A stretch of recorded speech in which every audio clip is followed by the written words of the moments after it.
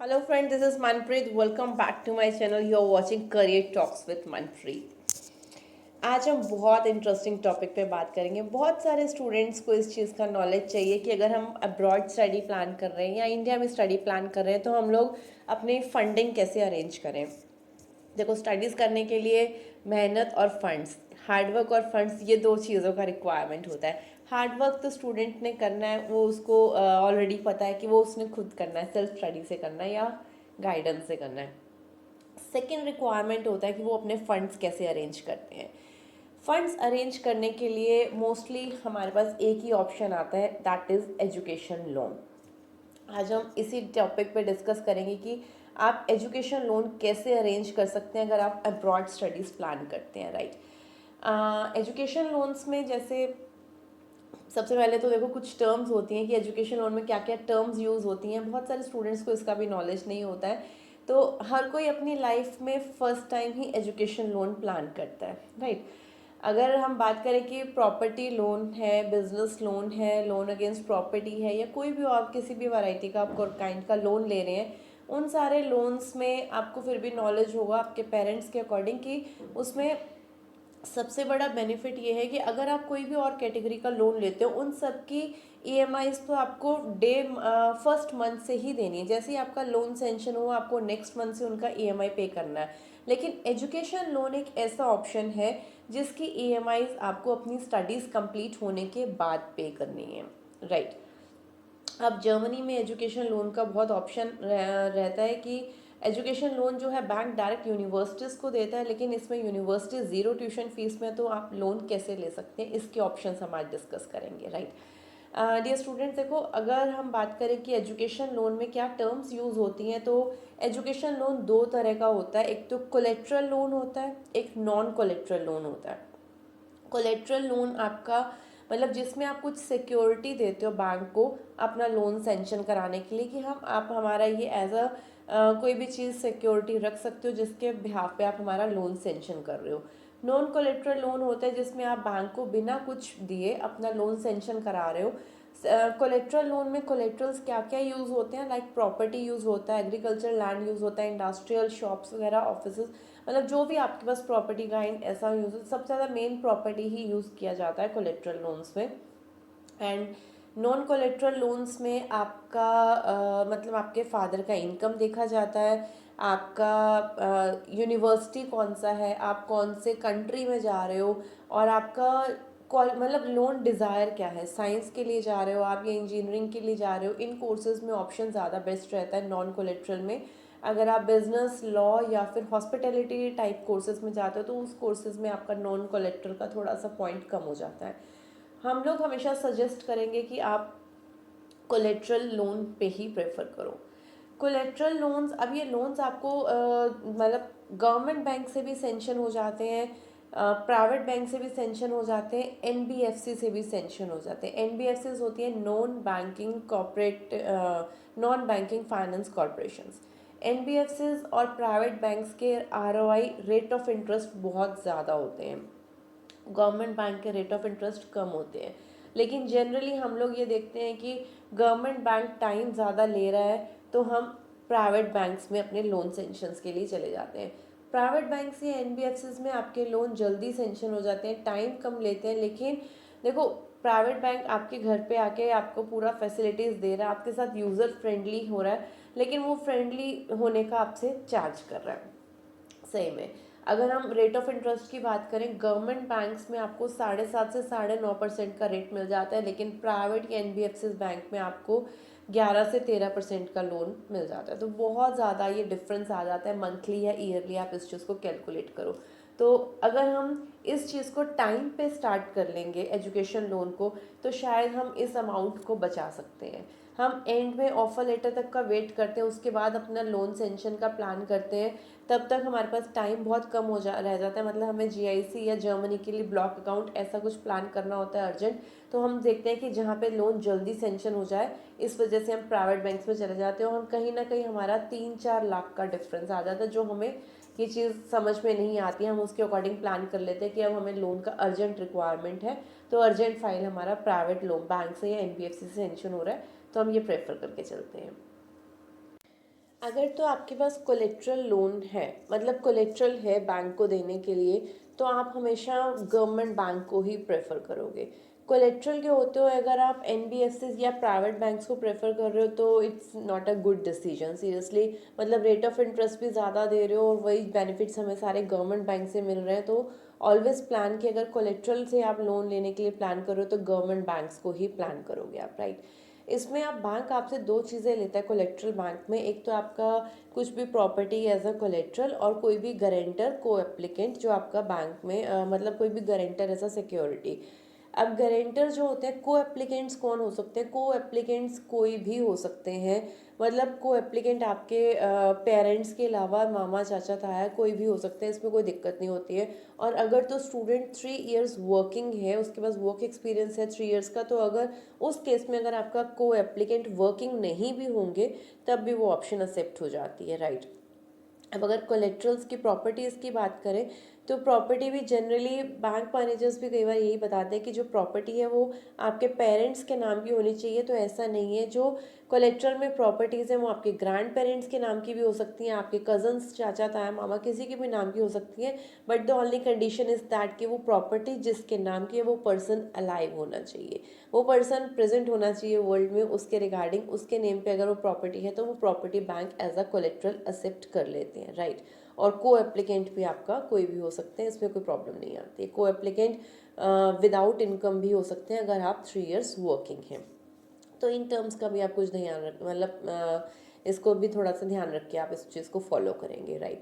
और एक term use होता है एजुकेशन लोन में, दैट इज़ मोरेटोरियम पीरियड। मतलब आपका रीपेमेंट हॉलीडेज, आपको इसका ईएमआई कब पे करना है।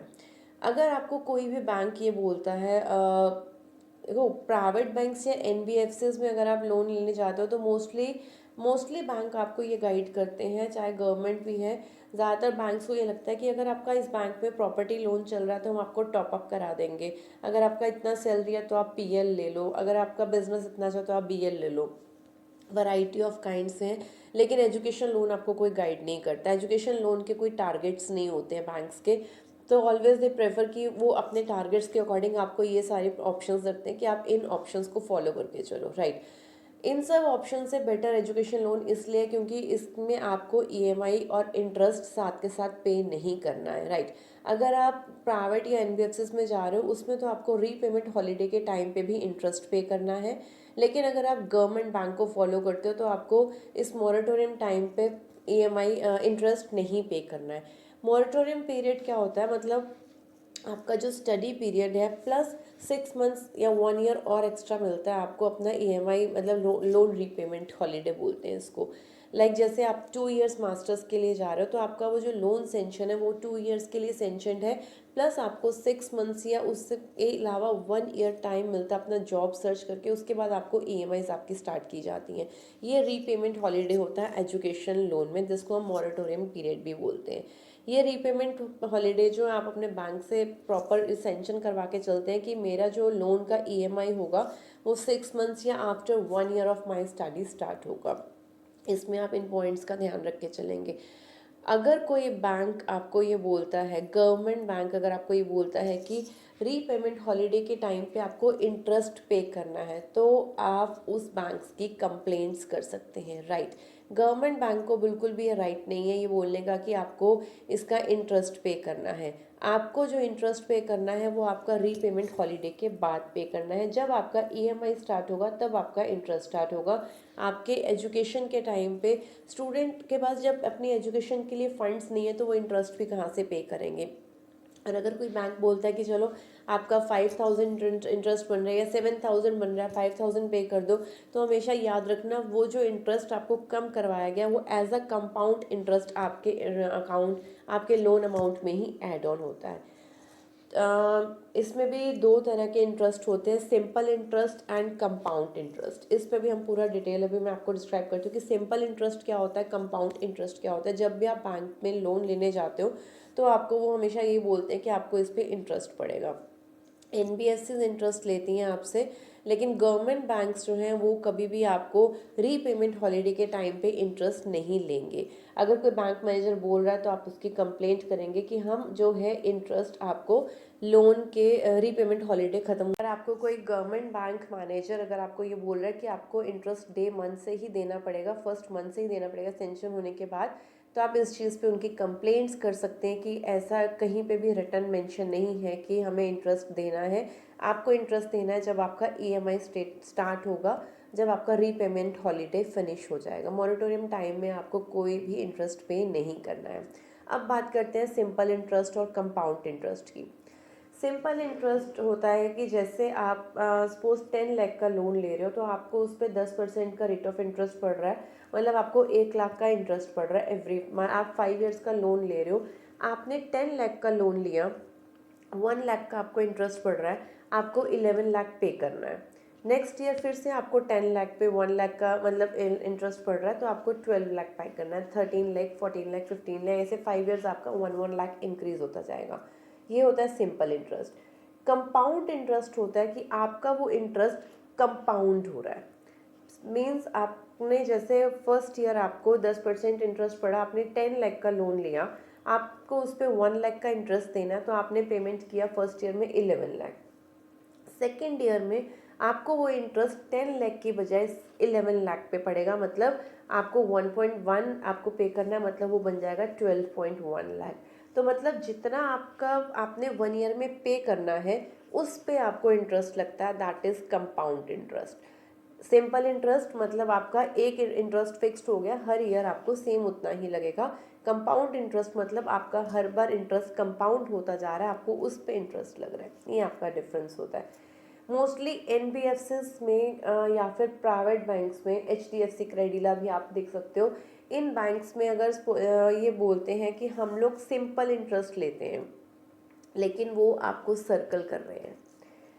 मतलब अगर हम बात करें एचडीएफसी क्रेडिला बैंक में भी, तो उसमें ये होता है कि वो आपको बोलते हैं कि आप जो मंथली आपका इंटरेस्ट बन रहा है वो आप मंथली मंथली हमें पे करते जाओ।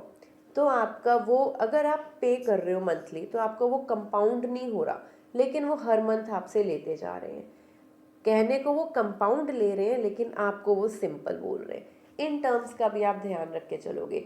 तो इन सब चीज़ों से भी अगर क्लियरली बचना है तो लोन की फाइल भी हम लोग आपके आगे फॉरवर्ड कर सकते हैं और आपकी फाइल पे पूरा टेक केयर कर सकते हैं। इन सब की अगर आप अपने तरफ से भी लोन सेंक्शन कराना चाह रहे हैं कोई इशू नहीं है, लेकिन टर्म्स क्लियर करके चलिएगा सारा, राइट। कोलेट्रल लोन्स क्या होता है, नॉन कोलेट्रल लोन्स क्या होता है, को एप्लीकेंट क्या होता है, को एप्लीकेंट की केवाईसी, स्टूडेंट की केवाईसी, मोरेटोरियम पीरियड क्या होता है, रीपेमेंट हॉलीडे, दैट मीन्स वो आपको कब करना है। लोन इंश्योरेंस टर्म भी बहुत इंपॉर्टेंट है, लोन इंश्योरेंस टर्म भी आपको लेना है। इसमें क्या होता है कि इन केस अगर स्टूडेंट को कुछ मतलब कोई भी मिसहैपनिंग या कुछ भी ऐसा सीन होता है कि स्टूडेंट अब लोन पे नहीं करने के ऑप्शन में रहते हैं, तो उस केस में आपके को एप्लीकेंट को लोन पे नहीं करना पड़ेगा। लोन इंश्योरेंस में जैसे आपका जहाँ से लोन सेंक्शन हो रहा है वहीं पे वो आपका लोन वेव ऑफ हो जाएगा, वो इंश्योरेंस कंपनी आपका लोन एडजस्ट कर देगी, आपके को एप्लीकेंट पे बर्डन नहीं आएगा। तो लोन इंश्योरेंस का भी आप पॉइंट ध्यान में रखेंगे। एटीई सेक्शन जो आता है वो भी आप लगा के चलेंगे अपने एजुकेशन लोन में। बहुत सारे ऐसे पॉइंट्स हैं, इसकी पूरी डिटेल नॉलेज लेके चलेंगे तो शायद बैंक्स भी आपको चीट नहीं करेंगे और आप अपनी फाइल पे अच्छे से लोन सेंक्शन करवा सकते हैं। ये सारे पॉइंट्स आते हैं, राइट। अब हम बात करते हैं कि गवर्नमेंट बैंक्स में अगर आप फाइल लेके जाते हो तो SBI bank and bank of Baroda, इन दोनों के पास बहुत अच्छी लोन एजुकेशन स्कीम्स हैं। बाकी भी बैंक्स गवर्नमेंट बैंक्स के पास है, इन दोनों बैंक्स के पास 6 लोन स्कीम्स की अगर हम बात करें तो एसबीआई के पास एक स्टूडेंट लोन स्कीम है और एक आपके पास ग्लोबल एडवांटेज स्कीम है। स्टूडेंट लोन स्कीम आपका इंडियन और फॉरेन दोनों एजुकेशन लोन्स में यूज़ आता है। इसमें अब आप मतलब 50,000 से लेके 20 लाख तक का लोन अमाउंट सेंक्शन कर सकते हैं। और अगर ग्लोबल एडवांटेज की बात करेंगे तो उसमें आप 20 लाख से लेके 1.5 CR तक का या 2 CR तक का लोन भी सेंक्शन करा सकते हैं। ये सारे लोन्स कोलेट्रल की हेल्प से ही सेंक्शन होते हैं। Up to 7.5 lakh without collateral कर देते हैं गवर्नमेंट बैंक्स, लेकिन उसमें भी बहुत ज़्यादा मतलब अप डाउन्स देख के किए जाते हैं। लेकिन अगर आप कोलेट्रल के साथ जाओगे तो कोलेट्रल आपका हमेशा सेफ होता है, मोस्टली ये स्टूडेंट्स के माइंड में बर्डन आ जाता है कि हम अपने पेरेंट्स के घर को गिरवी नहीं रखना चाह रहे हैं, ऐसा कोई प्रॉब्लम ना हो जाए कल की डेट में। तो डियर स्टूडेंट्स, ऐसा कुछ नहीं है, आपके पेरेंट्स की प्रॉपर्टी बिल्कुल सेफ हैंड्स में होती है। बैंक कभी भी उनसे घर खाली नहीं कराता है। आप जब ईएमआई पे करेंगे तब भी आपको रीपेमेंट टाइम पूरा मिलता है उस ईएमआई को पे करने के लिए। अब हम बात करते हैं कि अगर स्टूडेंट लोन स्कीम के थ्रू आप देखते हो तो उसमें अगर हम जर्मनी एजुकेशन लोन की बात करें तो उसमें आपको अमाउंट मतलब इतना ज़्यादा अमाउंट नहीं चाहिए लोन के लिए, क्योंकि आपको यूनिवर्सिटी को कुछ पे नहीं करना है। आपको एक अपना ब्लॉक अकाउंट लोन रिक्वायर्ड है। ब्लॉक अकाउंट क्या होता है कि एम्बेसी, वीज़ा एम्बेसी को रिक्वायरमेंट है कि अगर आप वहाँ पे पढ़ने के लिए जा रहे हो तो अपने फंड्स अकाउंट्स में शो करके जाओगे। तो यहाँ पे वीज़ा अप्रूवल के टाइम पे आपको ब्लॉक अकाउंट शो करना है, और वहाँ जाके आपको वीज़ा एक्सटेंशन के टाइम पे अपना ब्लॉक अकाउंट शो करना है। तो ये ब्लॉक अकाउंट आपको मेंटेन करना पड़ता है। इस टाइम अगर हम इंडियन करेंसी के अकॉर्डिंग देखें तो आपको 9 लाख अकाउंट में ब्लॉक करने हैं जर्मन गवर्नमेंट के अकॉर्डिंग। मतलब जर्मन स्टडीज़ अगर आप प्लान करते हो पब्लिक यूनिवर्सिटी से, आपको वो 9 लाख अरेंज करने हैं। प्लस इसके अलावा और आपका 6-7 लाख तक का एक्सपेंडिचर आ जाता है, जिसमें आपका लैंग्वेज का भी सारा फीस स्ट्रक्चर आ जाता है। उसके अलावा आपका सारा मतलब जो भी आपका टिकट्स का, वीज़ा का, लैपटॉप का, वहाँ पे वीज़ा एक्सटेंशन का, यहाँ वहाँ पे जाके आप कोई एग्ज़ाम्स दे रहे हो लाइक ऑफनामा प्रफुंग दे रहे हो, या फिर आप अपना यूनिवर्सिटीज़ में यूनी असिस्ट के थ्रू पे कर रहे हो, तो वो सारी फीस वगैरह भी आपकी सारी इसमें एडजस्ट हो जाती हैं। उन सब का एक स्ट्रक्चर बना के आप अपना लोन सेंक्शन करवा सकते हो पूरा। मतलब रफली भी देखा जाए तो आपको इनफ है 20 लाख का अगर लोन हो जाता है तो आप अपना आराम से जर्मनी एजुकेशन प्लान कर सकते हो। अब अगर 20 लाख का बजट देखोगे तो एसबीआई की स्टूडेंट लोन स्कीम आपके लिए ओके है। लेकिन अब देखो बैंक्स के भी टारगेट्स होते हैं। स्टूडेंट लोन स्कीम के अकॉर्डिंग अगर आप ये प्लान करते हो तो स्टूडेंट लोन स्कीम का है 50,000 से 20 लाख का। अब अगर हम उसके अकॉर्डिंग ग्लोबल एडवांटेज स्कीम को देखें तो उसमें है 20 लाख टू 1.5 ईयर। तो बैंक के टारगेट्स के अकॉर्डिंग बैंक भी फोकस करता है कि हमें मतलब काफ़ी ज़्यादा अमाउंट वाली फाइल्स मिले तो हम उस पर ज़्यादा अच्छे से वर्क करते हैं, राइट। और इस चीज़ पे अगर हम फोकस करें तो मैं हमेशा ये सजेस्ट करूँगी कि आप ग्लोबल एडवांटेज स्कीम को फॉलो करो। इसमें आपकी फ़ाइल को ज़्यादा बेनिफिट्स मिलेंगे। और कभी भी ऐसा नहीं होता है कि आपका 100% लोन सेंक्शन हो रहा है। मतलब हमेशा 85% या 90% लोन ही सेंक्शन होता है। अगर आप 50 लाख की फ़ाइल लगा रहे हो तो 45 लाख ही आपका सेंक्शन होता है। तो अगर 23 लाख के लगा रहे हो तो 18-19 के अप्रॉक्स लोन सेंक्शन होगा। That is enough for you for German studies. अगर आपका उससे ज़्यादा कहीं अमेरिका या किसी और कंट्री का प्लान है तो उसके अकॉर्डिंग आप बजट इसमें बढ़ा भी सकते हो। प्रॉपर्टीज़ के लिए रिगार्डिंग आप कोलेट्रल में जाते हो तो प्रॉपर्टी का पहले इवेल्युएशन होता है। जो प्रॉपर्टी का इवेल्युएशन निकल के आता है उसी के अकॉर्डिंग आपका लोन अमाउंट सेंक्शन होता है। That is the main point. अब आप मतलब मेन ये आता है कि हम अगर गवर्नमेंट बैंक्स को प्लान करते हैं या प्राइवेट में हम इसलिए जाते हैं कि फ़ाइल फास्ट लॉगिन होती है। गवर्नमेंट बैंक्स टाइम लगा देते हैं, लेकिन अगर आप लोन टाइम पे प्लान करोगे, अप्लाई कर दोगे सारा आपका हमें अगर पता है कि ये फ़ाइल हमारे थ्रू लोन के थ्रू ये स्टूडेंट जा रहा है तो हम उसकी डॉक्यूमेंटेशन भी फास्ट कर देते हैं, ताकि आपको लोन अप्रूवल का टाइम हम इसमें मैनेज करके चलते हैं। तो उसके अकॉर्डिंग हम आपकी बैंक के साथ सर्विसेज का भी पूरा गाइडेंस का ध्यान रखते हैं। लोन की सर्विसेज में भी हम लोग पूरा आपको इसमें हेल्प करते हैं, पूरी सर्विसेज प्रोवाइड करते हैं। अगर लोन की फ़ाइल भी हमारे थ्रू चलती है तो जैसे आप हमारे थ्रू लॉगिन करते हो, इधर आपका लैंग्वेज कोर्स स्टार्ट होता है, एक तरफ जर्मनी आपकी फ़ाइल फॉरवर्ड होती है ऑफर लेटर के लिए, और उधर बैंक में आपकी फ़ाइल फॉरवर्ड हो जाती है आपकी प्रॉपर्टी इवैल्यूएशन। क्योंकि देखो जब तक ऑफर लेटर आएगा उसके बाद आपको ब्लॉक अकाउंट वगैरह प्लान करना है। इससे पहले आप अपना property paper, property chain, deed वगैरह सब कुछ वो अपडेट करके आप पूरा वेरिफिकेशन करके ओके कर सकते हो कि ये प्रॉपर्टी का वैल्यू बन रहा है, आपकी फ़ाइल में इतना सेंक्शन आपको मिल सकता है। तो ये अमाउंट एक बार बैंक वेरीफाई करके रख देगा, उसके बाद अप्रूवल लेने में ज़्यादा टाइम नहीं लगता है। तो तीनों पाथवे साथ में फॉलो हो जाते हैं। इधर से आपका लैंग्वेज कोर्स, उधर से जर्मनी में ऑफर लेटर के लिए फाइल, और इधर बैंक में आपके लोन के लिए फाइल। तो ये सर्कल बहुत आराम से मतलब कॉम्बो में कोऑर्डिनेशन करके आराम से चल सकता है, राइट। ओके, अब अगर हम बात करें कि एसबीआई में भी लोन ऑप्शंस हैं और बैंक ऑफ बड़ौदा में भी आपके पास लोन ऑप्शंस हैं। बैंक ऑफ बड़ौदा में भी मतलब बड़ौदा विद्या, बड़ौदा ज्ञान, ऐसे करके सारे ऑप्शंस हैं। और अगर फॉरेन अब्रॉड एजुकेशन की बात करें तो उसमें बड़ौदा स्कॉलर्स करके आपके पास लोन ऑप्शन आता है। ब्रॉडर स्कॉलर्स में भी आपको मतलब बहुत अच्छा अमाउंट का सेंशन मिल जाता है, उसमें भी रेट ऑफ इंटरेस्ट का बहुत अच्छा एवरेज देखा जाता है, उसमें भी लोन स्कीम्स बहुत अच्छे से डिफाइन की गई हैं। उसके बारे में अगर आपको मैं डिटेल प्रोवाइड करूँ कि बड़ौदा स्कीम्स की अगर बात करें तो इसमें क्या होता है कि इसमें यूनिवर्सिटीज़ की एक लिस्ट होती है, प्राइम लिस्ट ऑफ यूनिवर्सिटीज़ पे वर्क करता है ये।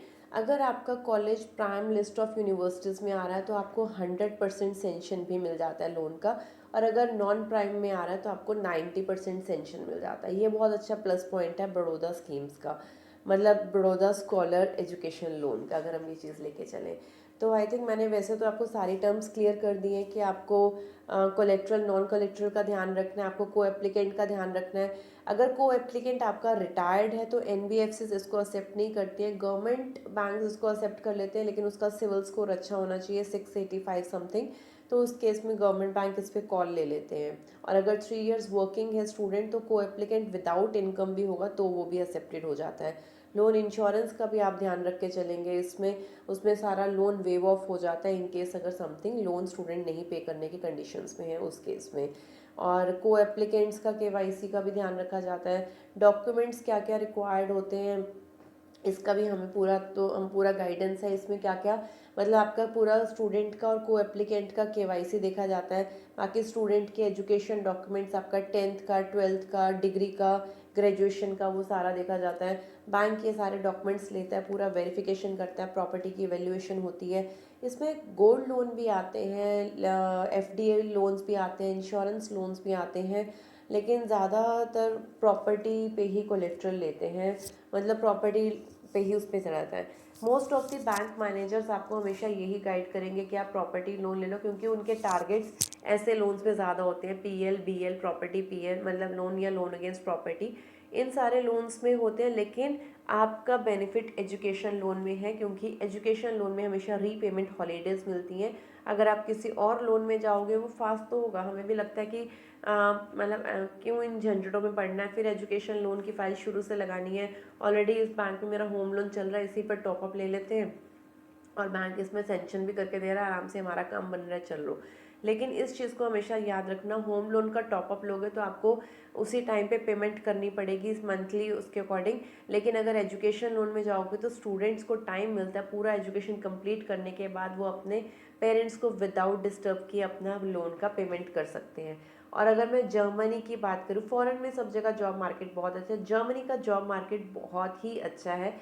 वैसे तो उसमें यूनिवर्सिटीज़ में भी डायरेक्ट प्लेसमेंट्स के ऑप्शंस होते हैं, अगर नहीं होता इंटर्नशिप्स होते हैं, मतलब उसमें अगर नहीं होता ऑप्शन प्लेसमेंट का तो मतलब हर यूनिवर्सिटी में इंटर्नशिप होता है। इंटर्नशिप मतलब आप कंपनी में एंटर हो गए, अगर आप वहीं पे आउटपुट अच्छे से दे रहे हो वहाँ पे आपका प्लेसमेंट हो जाता है। इन केस आपका प्लेसमेंट नहीं होता है फिर भी आपको 18 मंथ्स का स्टे बैक मिलता है पूरे जर्मनी में, पूरे यूरोप में जॉब सर्च करने के लिए शैंगन वीज़ा होता है। तो जर्मनी का मार्केट, जॉब मार्केट इतना अच्छा है कि अगर आपको यूनिवर्सिटी के थ्रू प्लेसमेंट इंटर्नशिप में आपको जॉब नहीं मिल रहा, तब भी हार्डली मैक्सिमम टू मैक्सिमम आपको 2 मंथ्स लगते हैं अपना जॉब सर्च करने में, मतलब 1-1.5 में आपको जॉब मिल जाता है आराम से। अगर आपके पास जर्मन की यूनिवर्सिटी की डिग्री है, वहाँ की नॉलेज है, जर्मन लैंग्वेज की नॉलेज है, तो आपको बहुत टफ टाइम, इवन कि इंग्लिश लैंग्वेज में भी अगर आप डिग्री करो तब भी आपको जॉब सर्च करने में वहाँ टाइम नहीं लगता। लेकिन इंग्लिश लैंग्वेज में अगर आप डिग्री ले रहे हो तो कहीं ना कहीं आपको लोनलीनेस फील होगी। और अगर जर्मनी में पीआर प्लान करना है तो बिना उसकी लैंग्वेज कंप्लीट किए वहाँ की गवर्नमेंट आपको पीआर के लिए एलिजिबल नहीं मानती है। चाहे आप इंग्लिश के थ्रू जा रहे हो, इंग्लिश डॉट प्रोग्राम के थ्रू एंटर हो रहे हो जर्मनी में, फिर भी आपको उसकी लैंग्वेज को ऑप्ट करना पड़ेगा। जब तक आप उसकी लैंग्वेज को ऑप्ट नहीं करोगे आपकी फ़ाइल पीआर की एलिजिबिलिटी पे नहीं आएगी। ये मेन पॉइंट आपको ध्यान पे रखना है। और अगर आप करियर टॉक्स के थ्रू फाइल लॉगिन करते हैं तो हम आपकी लैंग्वेज का भी बहुत अच्छे से ध्यान रखते हैं, क्योंकि हमें पता है कि लैंग्वेज ही आपका बेस है। हम आपके offer letters, conditional offer letters और सारी सर्विसेज आपको अच्छे से प्रोवाइड करते हैं। और यहाँ पे आपके हम लोन्स में भी पूरा हेल्प करते हैं। लोन में आपकी फ़ाइल कौन से बैंक में अच्छे से रेट ऑफ इंटरेस्ट में जा सकती है और सारी कंडीशंस का पूरा टाइम पे ध्यान रखा जाए, इन सब चीज़ों के लिए हम आपको पूरा गाइडेंस देते हैं। कुछ भी आपको अपने करियर के रिगार्डिंग काउंसलिंग करना है कि आप अपना ब्रॉड स्टडीज़ कैसे प्लान कर सकते हो, तो उसके रिगार्डिंग आप कॉल कर सकते हैं, बात कर सकते हैं। कुछ भी कन्फ्यूजन है या आप ऑफिस विजिट भी कर सकते हैं। And my contact number is 8368027663। Manpreet from career talks. Thank you.